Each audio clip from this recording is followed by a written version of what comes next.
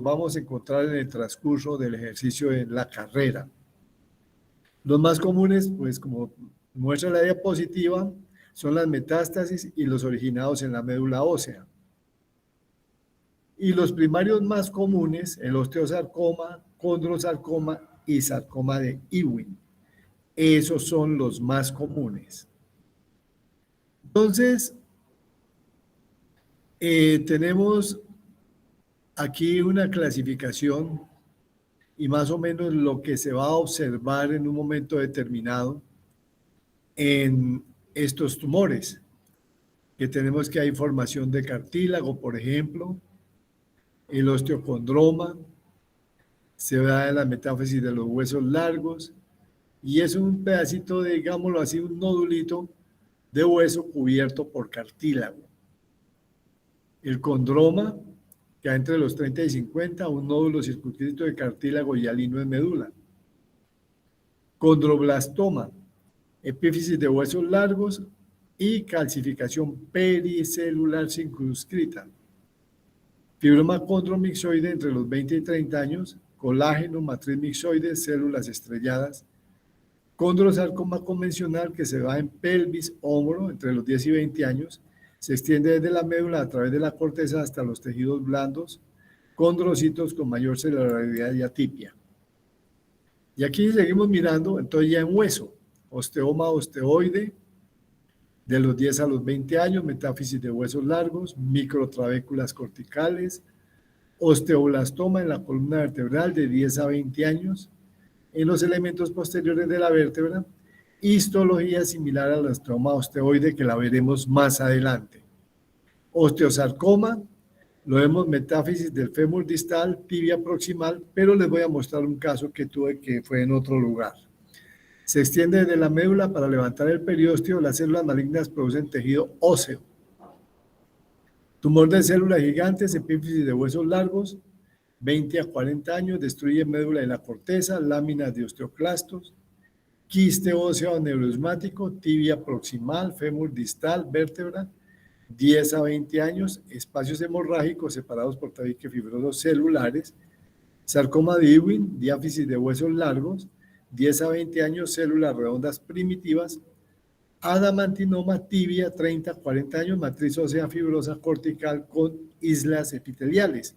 Y el cordoma, en clivus y sacro, destruye la médula y la corteza, células espumosas en matriz mixoide.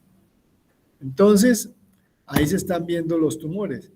Hay algunos que, de los que mencionamos, inclusive alguno, que son lesiones pseudotumorales, según la OMS, o paratumorales. El quiste óseo solitario, el quiste óseo neuroesmático, el quiste óseo yuxtaarticular, el defecto fibroso metafisiario, granuloma eosinófilo, displasia fibrosa y osteofibrosa, miositis osificantes, tumor pardo del hiperparatiroidismo, que ya lo hemos mencionado, quiste epidérmico intraóseo y granuloma de células gigantes reparativo de manos y pies. Bueno, las causas. Como muchos tumores, no se conoce la causa claramente, pero se pueden encontrar alteraciones genéticas. ¿Y qué favorece el desarrollo de tumores en hueso? Que haya antecedentes de infartos óseos, que haya tenido osteomelitis crónica, que haya tenido radiación o que haya tenido el hueso prótesis metálicas. Digamos de lo que más o menos de acuerdo a los estudios que se han dado, se ha podido observar. Vamos a hablar del osteoma osteoide. Entonces, crecimiento lento, poca significación clínica, son sésiles, redondos u ovales, ahora muestro la radiografía cómo se observan. Pueden ser subperiósticos o subendiósticos, o sea, puede crecer hacia el interior del hueso o puede crecer hacia afuera. Tienen predilección por el esqueleto pendicular y simula un hueso compacto o esponjoso, sobre todo histológicamente. El osteoblastoma tiene un cuadro histológico parecido al osteoma osteoide, es mayor de 2 centímetros, generalmente afecta a la columna posterior en las láminas o pedículos de las vértebras, no induce un hueso cortical reactivo. Entonces, aquí podemos ver un osteoma osteoide que va, la flecha lo muestra, está hacia el interior del hueso, el osteoma osteoide. Y aquí volvemos a observar la presencia del osteoma osteoide. Aquí vemos un osteoma intracortical. Esta es la corteza de un hueso y aquí vemos el tumor en el centro. Este en el libro de patología. Y como les decía previamente, uno observa histológicamente ese tumor y va a ver como hueso esponjoso. Puede ver las trabéculas, puede ver los osteocitos, los osteoblastos. Tiene un aspecto más de hueso esponjoso de tipo, entre comillas, normal. Aquí vemos en más detalle cómo se pueden apreciar las trabéculas en estos tumores. Vemos aquí gran cantidad de osteoblastos en la periferia de esas trabéculas, formando hueso para que haya crecimiento del tumor. Y aquí lo vemos también con un componente fibroso. Esa es la disposición que tiene el osteoma osteoide.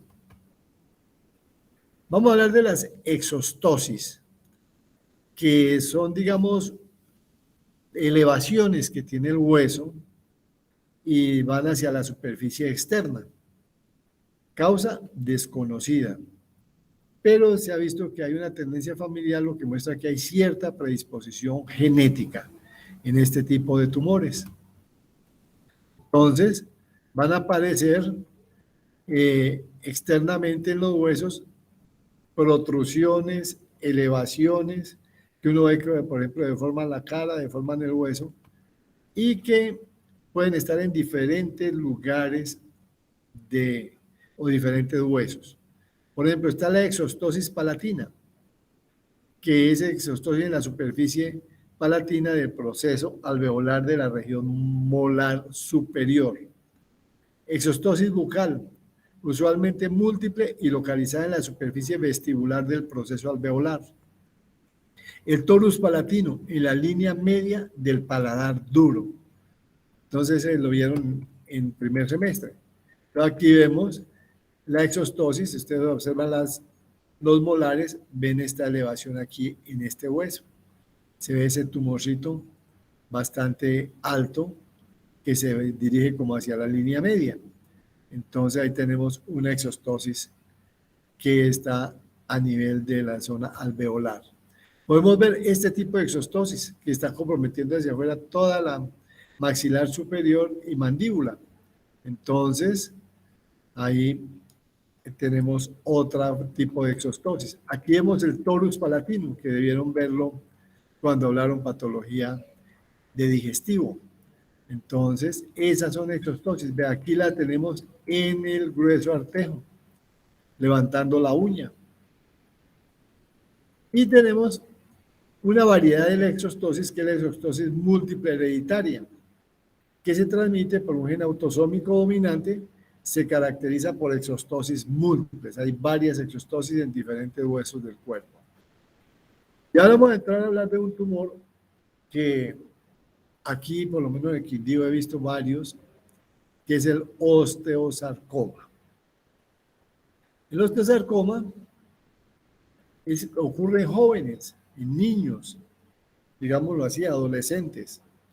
La mayoría los hemos visto en esas personas. Y puede también encontrarse después de los 40 años, pero es menos frecuente. Y generalmente después de los 40 años ya debe haber tenido de pronto osteomelitis el paciente, de pronto alguna situación especial que haya ocasionado o haya sido irradiado eventualmente, y predomina más en los varones. Entonces, ¿qué predispone? La enfermedad de Paget, ya dijimos, exposición a radiación, quimioterapia, lesiones benignas preexistentes, por ejemplo, displasia fibrosa, osteocondromatosis, osteogénesis imperfecta, cuerpos extraños, que haya una predisposición genética de la persona. Eh, se presenta con más frecuencia en los cartílagos de crecimiento de huesos de crecimiento rápido. Hay mutaciones de la línea germinal RB, mutación TP53 en personas con síndrome de Fraumeni. Y aquí pues se mencionan otras situaciones genéticas. El osteosarcoma, ¿cómo se disemina? A lo largo de la cavidad medular. Invade la corteza adyacente, eleva y perfora el periósteo, se extiende hacia tejidos blandos, se extiende hacia la epífisis, hacia el espacio articular, forma nódulos satélites independientes y hace metástasis. Y las metástasis que hace las hace por vía sanguínea. Entonces, aquí tenemos una imagen radiológica muy interesante de un osteosarcoma, donde estamos viendo una imagen típica, que uno la ve radiológicamente. Este es el signo del sol naciente. Vean cómo se le dan como rayitos del sol cuando está saliendo detrás de una cordillera. Como cuando nosotros miramos aquí en el Quindío hacia el oriente a las 5:30, 6 de la mañana, vemos los rayitos de sol. Así, la misma situación tiene este osteosarcoma. Y aquí lo vemos en la pared, en la parte del hueso compacto. Vemos aquí entre las dos flechas tenemos el tumor. Un osteosarcoma, vea, se ve más clarito el hueso, se ve deformado. Y aquí está levantado. Aquí levanta el periósteo. Esta elevación del periósteo se llama triángulo de Codman. Lo vemos acá y aquí, triángulo de Codman. Ahí lo tenemos muy claro en ese osteosarcoma. Entonces, hay diferentes disposiciones. Tenemos el triángulo de Codman, que ya lo mencionamos aquí. Tenemos los rayos del sol naciente o signo del sol naciente. Algunos, cuando es paralelo, no así como este, sino aquí, lo llaman cepillo peine. Y puede haber otra variedad donde se ve como si fuera en bulbo de cebolla, con capas de cebolla. Y otra que puede ser completamente sólida. Entonces, como pueden observar, hay varias imágenes, pero son características y radiológicamente facilita el diagnóstico del tumor. Y los huesos más comprometidos, ya dijimos los huesos largos, entonces nosotros lo vemos en fémur, lo vemos en tibia, sobre todo en fémur, en la parte distal y tibia proximal, en húmero, en la parte proximal, en pelvis también lo podemos ver, lo vemos muy ocasionalmente en mandíbula, que es el que voy a mostrarles ahora. Y aquí tenemos varios de los casos que hemos tenido aquí en Armenia. Vea, este es un tumor, un joven de 14 años, este tiene 12 años, aquí pueden ver el tumor como deforma. Aquí este tumor que luego se amputó y se sacó, aquí vemos el corte, digamos, del tumor como tal. Y el pronóstico realmente no es bueno. Tenemos el osteosarcoma parostal, que ya lo hemos visto, se ve el hueso y está por debajito del periósteo y aquí lo vemos con una imagen compacta. Y aquí vemos un caso, este caso fue aquí de Armenia, se lo tuve yo, de una estudiante de Derecho, que le apareció esa masa en la mandíbula. Entonces, ¿qué tuvieron que hacerle? Hemimandibulectomía. Le hicieron como para hacerle algo preservativo, o si una cirugía no tan radical. Y luego le hicieron injertos con costilla. Y ahí más o menos reconstruyeron el rostro, aunque quedó un poquito deformado, pero por lo menos quedó funcional. Aquí vemos otra imagen de ese mismo. Le tumbó los molares. Y precisamente comenzó tumbándole los molares ese tumor. Entonces, aquí tengo una situación muy interesante y ojalá consigan este libro, Mis Memorias del Memorial. Esta es una obra de un colombiano que fue paciente nuestro en el departamento del Valle cuando yo me estaba especializando, que fue ministro del gobierno de Colombia después. Él tenía más o menos 14 años cuando le ocurrió la situación. Entonces, ahora se me olvida el apellido de este señor, pero fue algo muy importante. Aquí se me corrió, se me adelantó de cómo me escapo y organizo, que me está funcionando en reversa.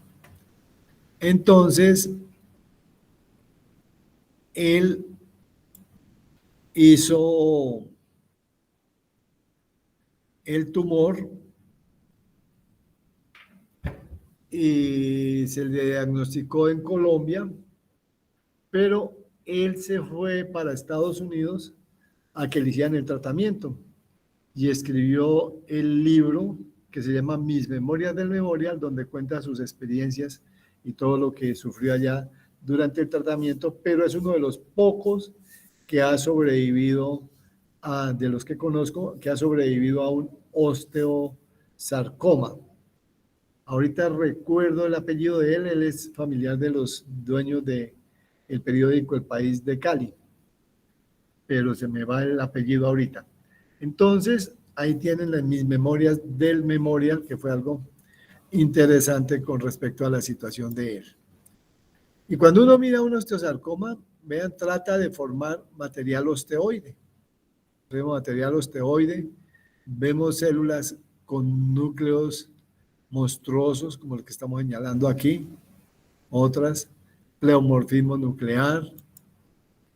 Aquí vemos otros osteosarcomas que hemos tenido aquí. Esta fue de una muchacha que tuvo el osteosarcoma como a los 14 años, tocó amputarla, se le dijo que no se embarazara, pero no hizo caso, y como a los 20 años se embarazó y se le reactivó el tumor.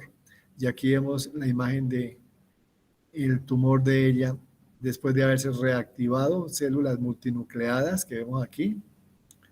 Vemos unos osteoblastos completamente atípicos, todos con núcleos hipercromáticos que están en la mayor parte del campo. Y aquí vemos las metástasis. Esta muchacha le empezaba a rascar la piel, digamos tipo 7 de la mañana, y a las 2 de la tarde ya tenía una masa así. Fue un tumor de crecimiento rápido después de que empezó a hacer metástasis. Y como digo, las empezó a hacer después de haber quedado embarazada. Logró tener el parto exitosamente, pero el tumor se le reactivó. Y seguimos viendo más imágenes de osteosarcoma, vean células multinucleadas, aquí vemos bastantes, y un material osteoide muy irregular ahí en el fondo. Ahora vamos a hablar de los tumores formadores de cartílago. Entonces tenemos el osteocondroma. Aparecen niños y adolescentes entre los 10 y los 20 años. Los osteocondromas múltiples se manifiestan en la infancia. Usualmente aparecen en los huesos largos y es menos frecuente en los huesos pélvicos y en la escápula. Se ubican cerca de la placa de crecimiento. Dejan de crecer cuando una persona alcanza su altura total. O sea, crecen durante el tiempo de crecimiento y luego ya quedan estáticos en el tamaño que quedaron cuando terminó de crecer la persona. Y hay una que es múltiple hereditaria. Entonces, crecimiento de múltiples tumores benignos cartilaginosos creen en forma de exostosis predominantemente en las metáfisis de los huesos largos. Hay una prevalencia de 1 sobre 50,000 individuos, tiene patrón hereditario autosómico dominante y pérdida de la línea germinal del gen XT1 o XT2. Y aquí vemos el esquema. Entonces dijimos, ¿dónde está el cartílago de crecimiento? Y aquí viene. Entonces él va creciendo, va subiendo. Entonces tenemos una cubierta que es como si fuera hueso y el resto es cartílago. Perdón, una cubierta de cartílago y una parte central como si fuera hueso. Entonces va creciendo. Generalmente arranca en el cartílago de crecimiento, se queda un poquito atrás y luego sigue desarrollándose. Le penetra médula ósea. Entonces tenemos médula ósea, hueso y cartílago. Ese es el osteocondroma. Cualquiera lo puede ver como un hueso normal si le muestran una placa sin decirle qué es. Vean aquí imágenes de osteocondromas Aquí se ve el color típico o la imagen típica del cartílago en el hueso. Y aquí vemos otro osteocondroma. La flecha lo muestra. ¿Y qué vemos? Entonces vemos trabéculas óseas y cartílago. Eso es lo que apreciamos nosotros en ese tipo de tejido. Aquí lo vemos. En esta imagen llama la atención que vea, tiene todas las características del cartílago de crecimiento. Como lo podemos ver, como lo vimos hace en el laboratorio. Ahora tenemos el condroma. Es un tumor benigno de cartílago hialino. Se presenta en huesos de origen endocondral, predominan en la mano. El encondroma es un tumor benigno solitario que crece hacia la médula ósea y de los huesos redondos de manos y pies. El pico de incidencia está en la tercera década y es igual entre hombres y mujeres. Cuando comprometen huesos grandes, pueden ser asintomáticos. Y aquí los vemos. Entonces, en las falanges, vemos que dentro de la falange está el tumor cartilaginoso. Lo vemos ahí muy bien. Y aquí lo vemos, tienen características de cartílago, rodeado de pronto de tejido fibroconectivo, pero aquí todas las características propias de cartílago benigno. Y aquí encontramos este moteado típico de ese tumor en diferentes huesos. Aquí lo tenemos en la tibia, aquí lo tenemos en la parte distal del fémur. Esta es la misma placa en dos proyecciones. Aquí lo vemos en una falange que se fracturó, creció, presionó y fracturó. Y aquí vemos en la diáfisis también encontramos encondromas. Vea esta cantidad y hay un síndrome que tiene este tipo de múltiples encondromas, como vemos aquí en estas dos manos, múltiples encondromas, y aquí lo vemos y es el síndrome de Maffucci. Ahí pueden ver las características y las manchas que pueden aparecer también en la piel. Aquí vemos el síndrome de Maffucci florido, con gran cantidad de encondromas que han salido ya, se han proyectado. Aquí podemos observar y vea cómo se vascularizan también esas zonas adyacentes al tumor. Los encondromas presentan mutaciones heterocigóticas de los genes IDH1 e IDH2. Los individuos con síndrome de encondroma son genéticamente en mosaico. Y aquí tenemos por otro condroma. Este señor consultó, es un sastre aquí de Armenia, consultó porque le molestaba para manejar el pedal de la máquina y se le hizo la radiografía y se le encontró este tumor comprometiendo la pelvis. Entonces fue necesario hacer una cirugía grande para poderlo retirar, benigno. Él está vivo hace más de 20 años. Aquí vemos un encondroma maxilar elevándose. Y aquí vemos cómo está, digamos, deformando el maxilar superior. Hay dos proyecciones ahí que muestran cómo lo deforman. Y como lo ven, se ve como un cartílago también. Cartílago normal prácticamente. Permiso, voy a hacer un minuto de receso.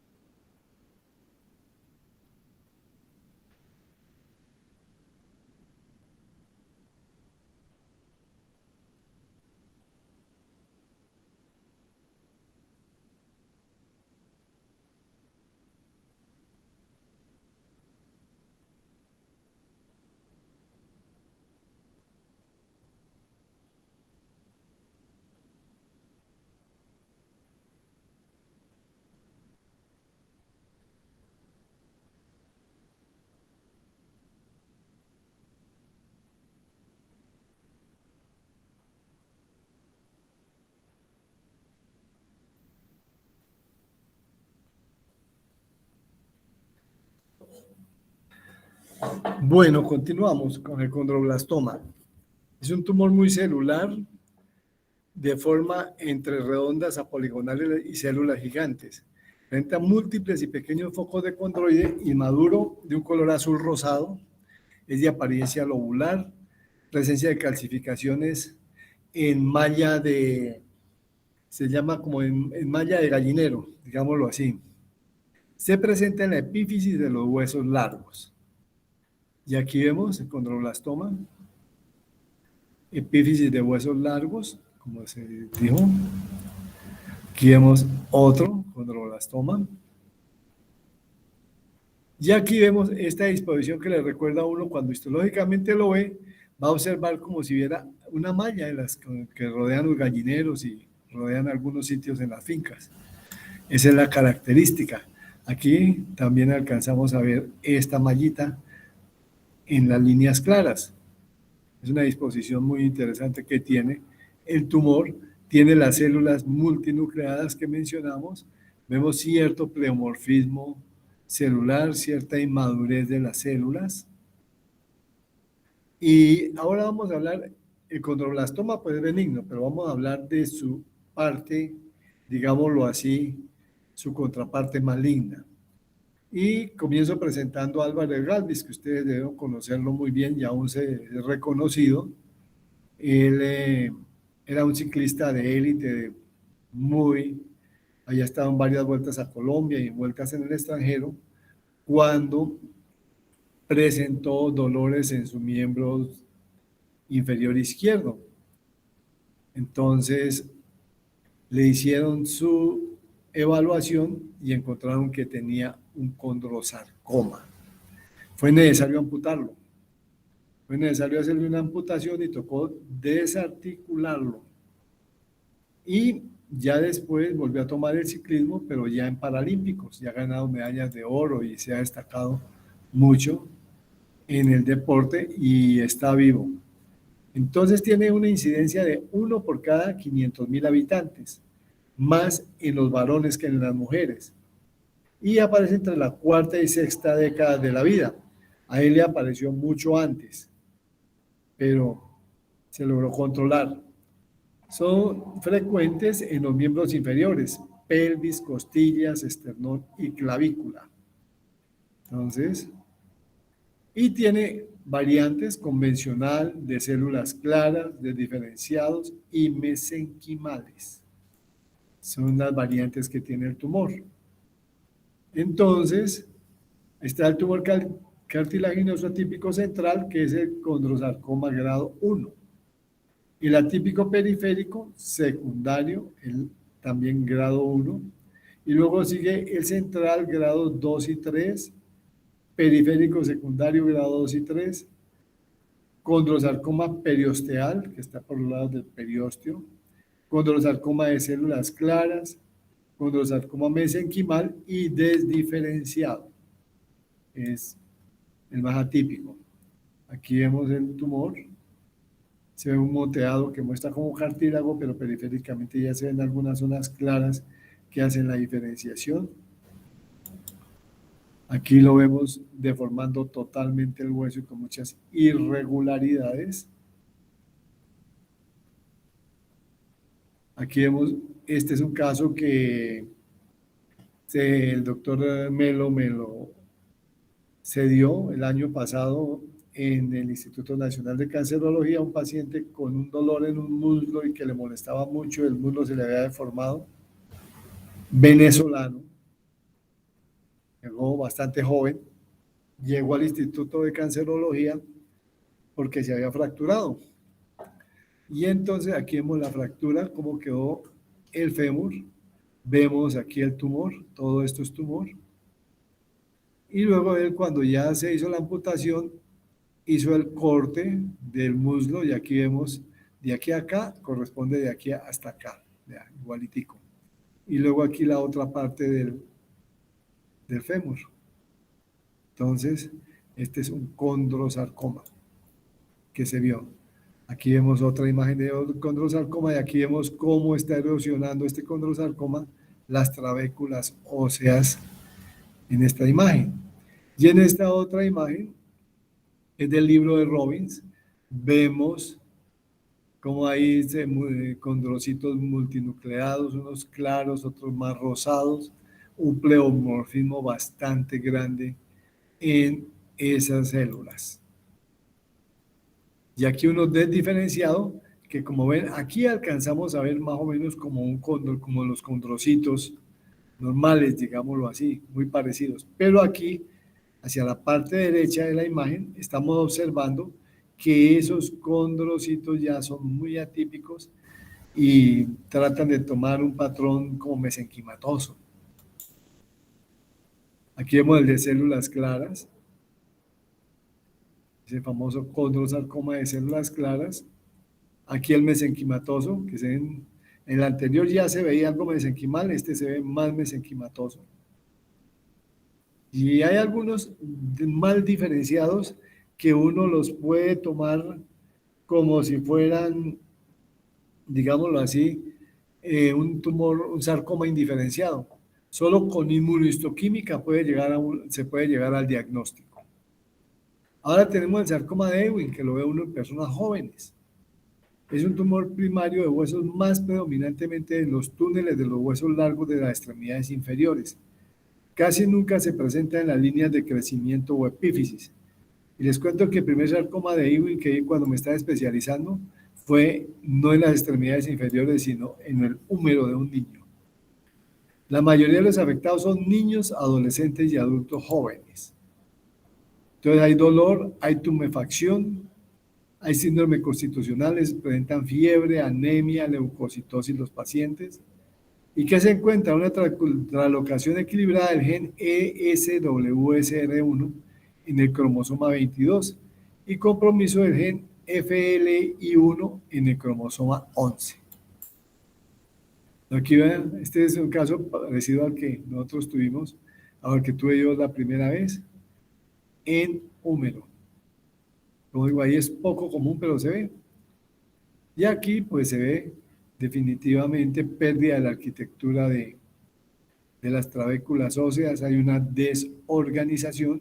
En esta pues no estamos viendo las células azules pequeñas que se ven normalmente, pero aquí las tenemos, las células azules pequeñas, que es la característica del tumor de Ewing, células azules pequeñas. Tenemos otro tumor maligno que se manifiesta por la proliferación anormal de células plasmáticas. Se caracteriza por plasmocitosis en la médula ósea, producción de proteínas monoclonales, lesiones osteolíticas, insuficiencia renal, anemia, hipercalcemia e inmunodeficiencia. Puede extenderse a lugares extraóseos. Y aquí tenemos que los plasmocitos secretan inmunoglobulinas. Está la proteína de Benson-Jones. ¿Alguien sabe cómo se diagnostica o se puede encontrar la proteína de Benson-Jones? ¿Hay alguien de la casa que diga?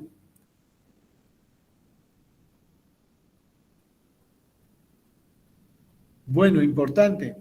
Simplemente un paciente que le vea un tumor, pues sobre todo por ahí a nivel vertebral o que le vea múltiples tumorcitos, por ejemplo, en el cráneo con el signo de la moneda o el sacabocado, se le hace un parcial de orina.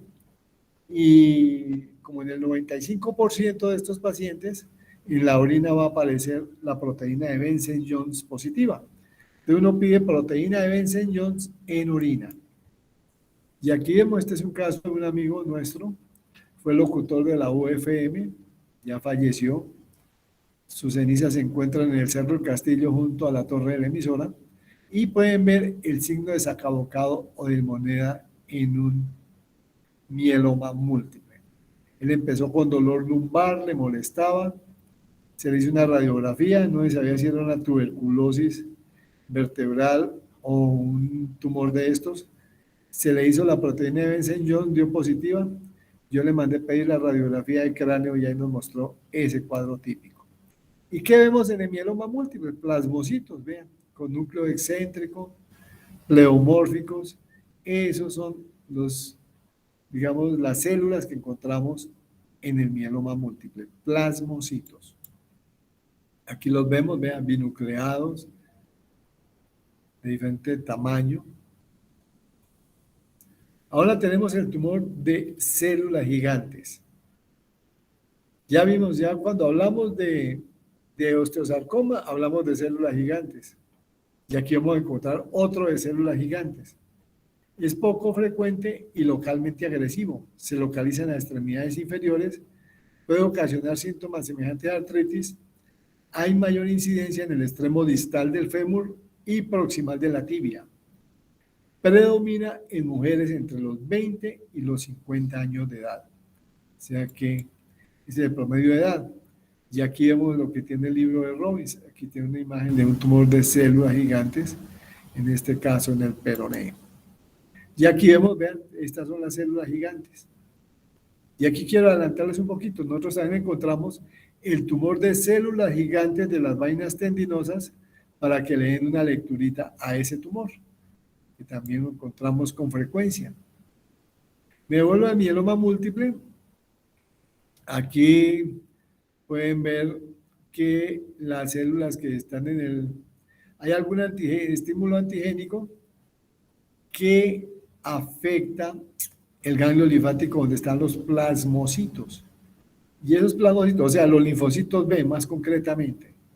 Y luego, al hacer cambios, se van a la circulación, llegan a la médula ósea, y en la médula ósea empiezan a tener otra serie de interacciones con las demás células, donde se van a proliferar como plasmablastos, y empieza a aparecer el tumor, y luego salen esas células de circulación dando metástasis, como vimos en el caso de este señor, arrancó en la columna, pero ya tenía metástasis en los huesos del cráneo. Entonces, vamos a verlos, y también podemos encontrar localizaciones extra óseas. El quiste óseo aneurismático, este es de un empleado que tuvo al hospital, que le apareció esa deformidad y dolor en el cuello del pie. No hay el tumor. Aquí vemos la radiografía, se ve un espacio quístico en el hueso, aquí la tenemos. Este es un caso muy parecido al de él. Aquí vemos otro quiste óseo aneurismático, vea que tiene una serie de tabiques, como quístico, y una gran cantidad de tabiques se encuentran ahí en ese quiste. Histológicamente, ¿qué vemos? Vemos como si fuera un hemangioma cavernoso con gran cantidad de vasos y algunos dilatados con aspecto de laguna, como el que tenemos acá, llenos de glóbulos rojos y tejido fibroconectivo rodeándolos. Entonces, este tipo de lesiones tienen la particularidad de fracturarse, produce fracturas patológicas. Ocurren con tratamiento quirúrgico, no tiene mayor problema. Tenemos otra situación, el defecto cortical fibroso y fibroma no osificante. Se ve en los niños, se diagnostica fácilmente por radiología, no requiere tratamiento, son más frecuentes en fémur, distal y tibia proximal, pueden ser bilaterales o múltiples y tienen menos de 0.5 centímetros de diámetro. Los de mayor tamaño se consideran fibromas no osificantes. Aquí lo vemos en esta imagen, tenemos aquí el fibroma. Generalmente se reabsorben, pueden desaparecer solos, por eso no requieren tratamiento. Y aquí lo vemos, célula de tejido fibroconectivo, una gran cantidad de fibroblastos y una gran cantidad de células gigantes. Vean, llevamos 3 tumores con células gigantes. Es un fibroma no osificante, pero tiene células gigantes. Vemos otra vez otro, vemos la disposición en bandas y en ovillos de las fibras y vemos las células gigantes, que son estas más grandes que estamos apreciando en la imagen. Tenemos la displasia fibrosa. Es un tumor benigno localizado que muestra componentes óseos que no se diferencian hacia estructuras maduras. Uno ve que trata de formarse el material osteoide y aparecen más fibroblastos que, digamos, ya osificación y calcificación. Surgen durante el desarrollo esquelético. La mayoría son monostóticas, es decir, comprometen un solo hueso, y el 27% son poliostóticas. La poliostótica asociada a manchas café en leche y endocrinopatías, como el síndrome de McCune-Albrecht. La displasia fibrosa y mixoma de tejidos blandos, generalmente poliostótica, síndrome de Massa-Brown. Yo he visto solamente compromisos de hueso único, monostótica. Entonces son lesiones bien circunscritas, grandes lesiones que deforman los huesos, presentan trabéculas curvilíneas y rodeadas por tejido fibroconectivo, ausencia de osteoblastos y osteoclastos en las trabéculas. Aquí vemos el cambio de la displasia fibrosa. Yo he visto más en mandíbula, por aquí también vemos cambios de displasia fibrosa. Y aquí vemos estas trabéculas, que algunas son muy curvilíneas, tienden a hacer curvas, a ser como arquitos, en tejido fibroconectivo, y no vamos a ver osteoblastos ni osteoclastos. Vean aquí, curvilíneas, vemos osteocitos, pero son, digamos, trabéculas mal formadas. Y el resto están dentro de un tejido fibroconectivo relativamente denso. El tumor pardo por hiperparatiroidismo, que ya lo hemos mencionado, es una lesión ósea unio-multifocal, clásicamente una osteitis fibrosa quística, que se diferencia de otras lesiones focales por la presencia de un hiperparatiroidismo. Es una variante de la osteitis fibrosa quística. Y tenemos también tumor pardo. Aquí pareciera confundirse con un osteosarcoma, sin embargo el sol naciente no se ve bien, ni el signo de cebolla, ni el triángulo de Codman como tal. Y aquí lo vemos, tumor pardo lleno de células gigantes. Aquí en la flecha vemos, todo esto, la mayoría son células gigantes, porque en el hiperparatiroidismo se estimulan los osteoclastos. Entonces estos son los que tratan de ir formando el tumor y reabsorbiendo hueso. Aquí lo vemos con zonas de hemorragia. Entonces, el tumor pardo por hiperparatiroidismo en muchas ocasiones su regresión va emparejada con la resolución del desorden. Por ejemplo, si hay un adenoma de las paratiroides, al resecar el adenoma, digamos, se reabsorbe el tumor, puede desaparecer. Tenemos otra enfermedad, Osgood-Schlatter. Causa frecuente de consulta. Cuando ustedes encuentran un adolescente que diga que le está doliendo por debajo de la rótula, la tibia, y que le molesta, échele ojo, porque es muy común en la rodilla de los atletas jóvenes. Y algunos dicen que es por crecimiento. Comúnmente afecta a los niños que están teniendo una fase de crecimiento acelerado durante sus años preadolescentes o durante la adolescencia. Dirían que es una fractura como medio entre fisiológica y patológica. También la llaman osteocondritis de la tuberosidad anterior de la tibia, o también llaman la rodilla del saltador. Es realmente una fractura lo que se presenta en este caso en estas personas, digamos, por un proceso fisiológico de crecimiento rápido o por ejercicio exagerado. Se cree que la causa es la tirantez del cuádriceps. Se cree que es la causa. Entonces aquí vemos, hay una tensión, hay inflamación y se desprende un pedazo de la tuberosidad de la tibia. Aquí vemos esta imagen de un paciente que le tomé precisamente, que fue a una incorporación al servicio militar y decía que no, que le dolía la rodilla. Le miré y claro, ahí tenía esta lesión. Aquí vemos la lesión más claramente. Y aquí vemos la fractura. Ahí pueden ver la fractura. Entonces, las neoplasias óseas, pues aquí tenemos diferentes tipos de neoplasia. Creo que aquí tengo un cuadrito más bonito. Entonces vemos en la diáfisis, sarcoma de Ewing, displasia osteofibrosa, osteoma osteoide, displasia fibrosas. En la metáfisis, fibroma condromixoide, osteoblastoma, osteocondroma, osteosarcoma, encondroma, tumor de células gigantes. En la epífisis, condroblastoma. Y así ya, pasando aquí a lo grande, osteosarcoma, recuerden que ya los hemos visto en los huesos largos, básicamente. Condrosarcoma, entonces aquí lo vemos en la pelvis, estamos viendo aquí en esta zona de la pelvis, podemos encontrar condrosarcoma. También se puede encontrar eventualmente en las costillas. Tenemos sarcoma de Ewing, huesos largos de extremidades inferiores. Y mieloma múltiple, pues en columna, pero también puede aparecer en el cráneo, en las metástasis y en otro sitio.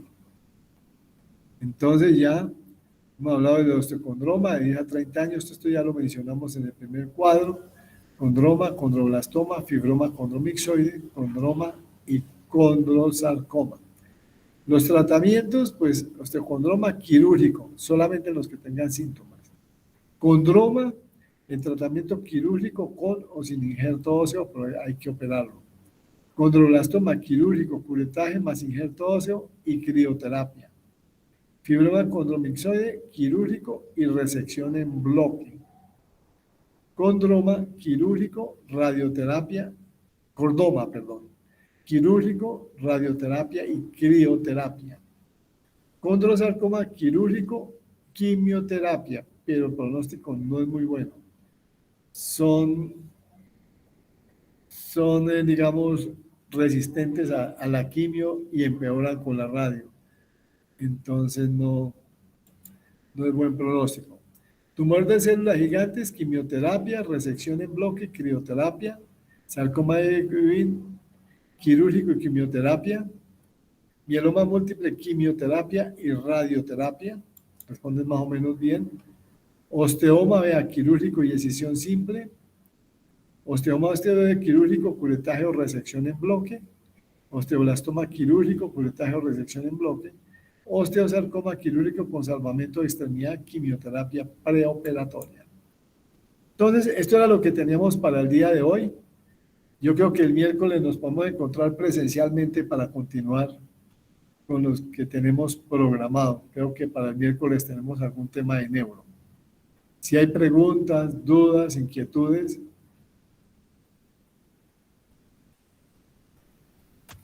Y si no, nos encontraremos el miércoles presencialmente, Dios mediante.